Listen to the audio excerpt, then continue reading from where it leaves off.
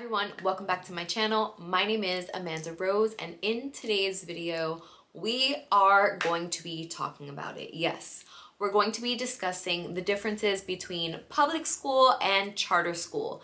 I have now been in a public school for 4 years, or starting my 4th year, and I was also in a charter school for 9 years of my career. I've been teaching for quite some time, and I definitely have seen some major differences between charter and public school. So this video is hopefully going to be very informative, but keep in mind, I've only taught in one charter school and one public school, and I also teach in New York City. So my experiences are going to be different depending on my state, depending on my borough, depending on everything. So also keep that in mind as well. The goal is for me to just provide information about what I've noticed and what I've learned, but obviously take everything with a grain of salt because my experience may not be your experience, especially when it comes to charter schools. Charter schools are very unique. They run like an independent business, and so it really does depend on the charter that you're in. That will 100% determine your personal experience. So let's get into it. If you have not already, please make sure that you subscribe to my channel, that you like this video, that you give me some support. Go watch some of my other videos if you're interested, and let's do this. Public school versus charter school.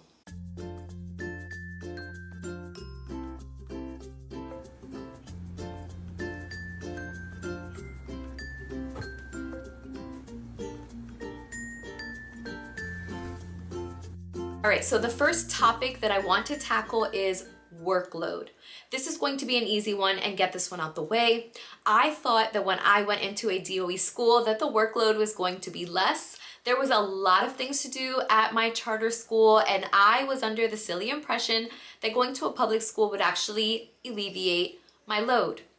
Quite the opposite. I actually think that I'm working more, or I have a bigger workload in public school versus charter school. It's hard to really say why that is, but one of the biggest things I will say is I had smaller class sizes in my charter school. I had about 25 students per class, and I only taught 4 classes because we had hour-long periods. In public school, it's 45-minute periods, you teach 5 classes, and the classes are big. So I think for me, I actually have more work because my class load is just larger. There's also a lot more diversity when it comes to the students that speak different languages. And so trying to make sure that I'm making certain modifications and accommodations for my entire student population has really changed my workload 100%.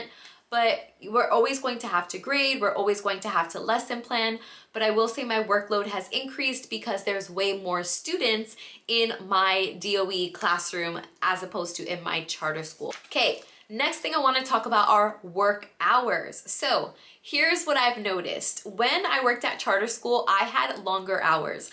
I worked about 8.5, 9 hours a day, like true work hours. My schedule was 7:45 to 4:10, and then on some days it would be until 4:30. So I had a long work day. However, I only taught 4 out of those 8 periods. And so for me, even though I had a longer work day, I never took any work home. I had my lunch period, but then I had 3 other periods, 3 hours in the day to get work done. And if you're anything like me, there's something about knowing you have to be at work and get work done versus to choose to stay and get work done. It's not the same thing. So every day knowing like I have to be here until 4:10 just made me so productive. I was able to grade the same day's work. I barely got any coverages there. Like no one really called out at this charter school. And if somebody did, we were really good at calling outside subs. And it was just 3 hours of time devoted to lesson planning and grading. So although I had a longer work day, I didn't bring anything home. If I did, it was probably like a test or an essay that I knew needed additional time, but I did not have to bring anything home. Now, on the flip side, for my public school, my days are way shorter, 6.5-hour days roughly, which is at least 2 hours less than my charter school, which is glorious. Having the shorter work days feels so nice. But again, you guessed it, shorter work days, which mean I actually take more work home. So the DOE is quite odd with the things that contractually you're supposed to do. So you teach 5 periods out of the day. 1 period is your lunch. 1 is like a professional period that you give back towards the school community. And then 1 is your prep. But your lunch period, you always are going to like have your lunch.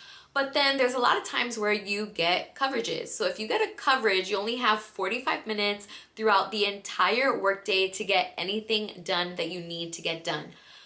It takes way more than 45 minutes to grade, so I usually use that time to print things that I need for the next day. So I feel very rushed in my public school. In charter, it was very laxed. It was very like relaxing when it came to me just doing my job, kind of like not being bothered. But in public school, it's definitely way more fast-paced. The periods go by faster. I feel like I have less time to get things done, which means I 100% bring work home. Like I bring work home. I'm constantly grading at home, which is something that I had to truly get used to because I did not have that experience in charter school. Now, I'm not saying one is better than the other. I could stay late and work until 4 o'clock.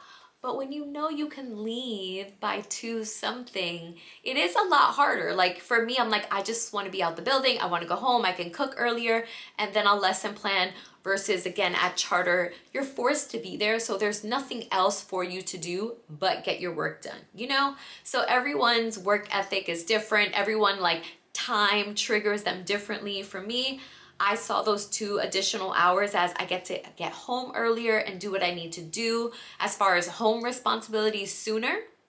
And so, it really just depends on you. And again, your charter school, or if you choose a charter, their hours may be completely different. But from my experience and from what I've heard in New York City in general, charter schools have long hours. I know some people that are working 7:45 to 5 o'clock, like long days. And so if that is your situation, yeah, you shouldn't be bringing any work home. You should be able to get everything done at work. Now let's talk about pay. So pay is an interesting one.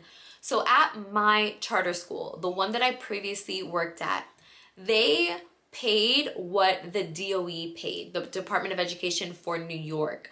So their salaries were always comparable for when you started. So if I were a new teacher starting, they'd say this is what the DOE is giving. But there was also a time where teachers in public school, they did not have an updated contract and there was no bump in their salary. When I was at my charter, every year we got an adjusted salary for like inflation. I forgot what it was called, but it was like a 1 to 2% increase in our income every year. So at one point, I was getting paid more in charter than DOE teachers. Also, at my charter, you were able to bargain for your pay. Like this is an independent company, so you can kind of go back and forth with your employer and tell them why you believe that you deserve a raise. So those were things that I was able to do at my charter school. And they do take everything into consideration because it is an independent company. So I was able to kind of like say like, these are my results when it comes to this, and this is what it's like. And you can kind of like prove why you deserve more pay, which is something that I really, really liked. Now, there may be some charters that have a cap and, they are also on a strict budget because their funding is very different as well. So they may say, hey, this is the most that we can pay you and it is what it is. But at least you have the option to bargain. Versus in a public school, your salary is already set. So it's based on how many years you have into the system. And also it's based on your education. So did you do extra credits after your master's, etc. So the biggest distinction that I will say is with a charter school, you work for that charter school. With public schools, you work for the system. You work for the city's system. I don't necessarily work for this one individual public school. Like, I am employed here, but I am truly employed by New York City. So even that is a very big adjustment, because your salary is the same whether you work hard or whether you don't work hard, whether you put in more hours or whether you put in less hours, whether you are a stellar teacher or whether you're just kind of like mediocre. There is no clear distinction when it comes to pay. So that for me, again, was a huge adjustment, because I came from charter where your work ethic was rewarded and compensated with money. Here in DOE, there is no financial compensation. It's just like, if you choose to go that hard, you choose to go that hard. Like, there is no financial reward for it. And so that was a big adjustment. And I'm not saying that I went above and beyond for the money, but knowing that there was something to look forward to financially obviously does help. So for me, going to the DOE, I actually took a pay cut when I went to the DOE. It wasn't by a lot, but it was a few $1,000s. And that was quite like shocking to me. I didn't know that I would be taking such a drastic cut until I started to look at the salary and the pay scale and really understanding what that document meant. And so, yeah, it's not a big difference, but those are the differences that I have noticed when it comes to pay. Next thing I want to talk about is health insurance, because for me, I am a type 1 diabetic and health insurance is super important for me. My medical supplies are ridiculously expensive, and I have had situations in the past where I've had to be hospitalized. I was in the ICU and my medical bills were wild. So charter, one of the biggest downfalls, I think, at least in my charter school, was that the health insurance cost was so expensive. Not only was health insurance so expensive, the co-pays were at least like $70 at one point. I was paying out of pocket a lot for my medical supplies. I remember at one point I owed my insulin pump company like $600. Then when I was in the hospital, my hospital bill was over $5,000. Like, I just spent so much money on medical bills. And so one of the biggest differences is that in the DOE, I have, there's much more choices and it's cheaper. It's way cheaper. I have no out-of-pocket costs for my medications, especially for my insulin. Finally, I'm not paying out of pocket for that. When I was under my old insurance with my charter school, I believe I was paying $100 for every vial, which is $100 for every, I think, 3 months, which is still like a great deal, but I was still paying. So that's one of the biggest things that I've noticed, is that it's way more affordable. And again, that just makes sense. Charter schools are smaller, they don't have larger employees, they don't have a large group of employees, and so their health insurance is going to be limited and expensive. When you work for the city, they should have a lot of options, right? They should be able to kind of cut costs for you when it comes to health insurance. So for me, that was the biggest win, moving and switching over to a public school. Next thing I want to discuss is job security. Job security is a very interesting one, because in charter schools, at least in the one I worked at, it is at will. It is at will for you, the employee, and it is at will for the employer. If they choose to let you go that day, that moment, they can do so. If you decide, I'm in the middle of your class, like I am leaving this place, I do not care, you can do that. And you are totally at will to do that.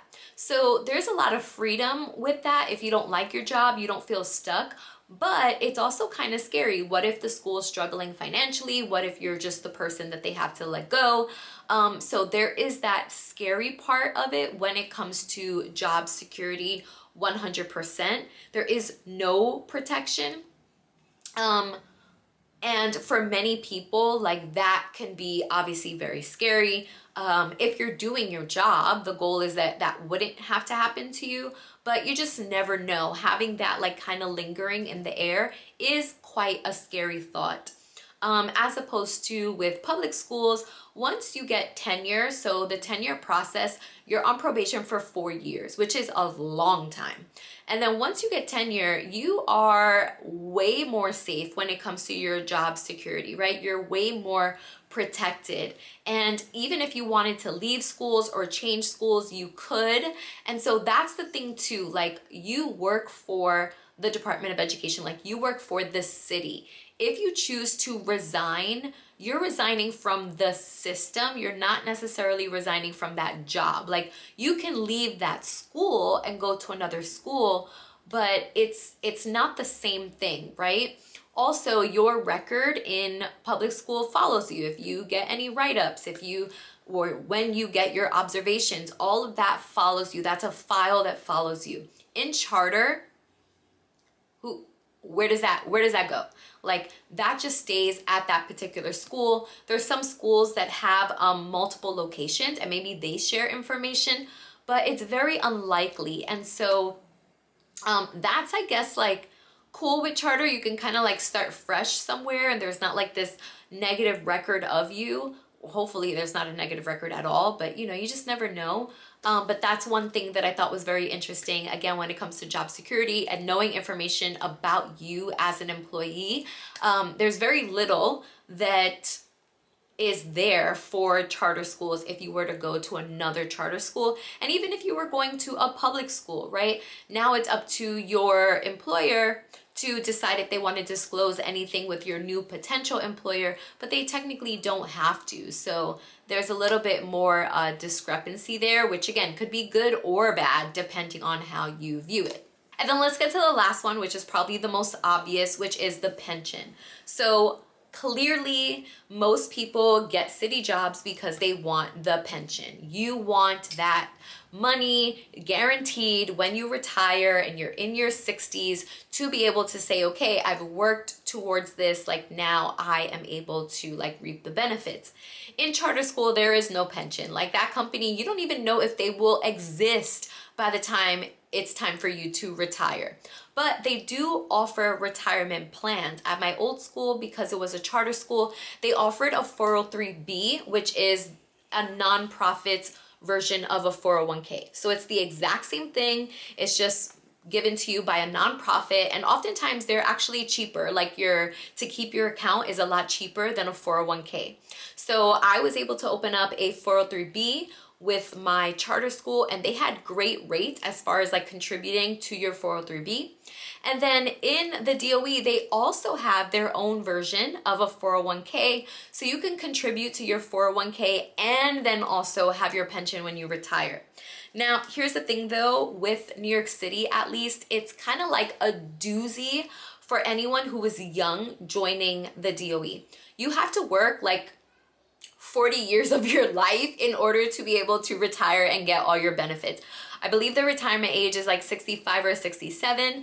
And so if you're 22 years old, which is how old when I started, like you're literally putting 40 years of your life into the system, which just sounds wild. For me, it's like I'm already starting my 13th year teaching and, you know, I'm nowhere near my 60s. So that's quite a shock actually, where I'm like, I don't know, like, okay, pension is cool, but could I actually do this until I'm in my 60s? Like, I don't know, which would then also mean that I would be teaching for at least 40 years of my life.